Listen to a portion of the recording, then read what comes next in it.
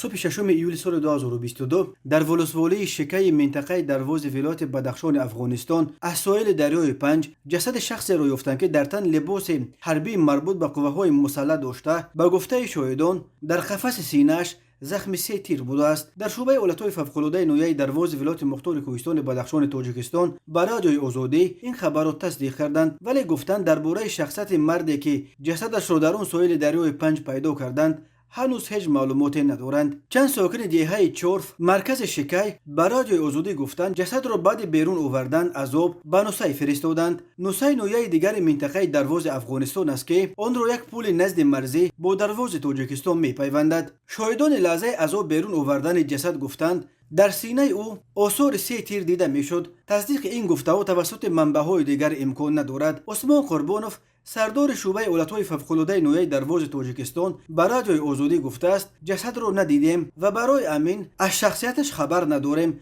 وی افزود مسئله انتقال جسد را به کشور به میان گذاشتند و حالا در راه است. قربانوف تاکید کرد که از قبل جسد چند شخص غرق شده را میگفتند و احتمال این یکی از آنهاست. از 20 می این جانب ماموران نجات شخصانی را میگفتند که به صدمه دچار شده به دریا افتادند.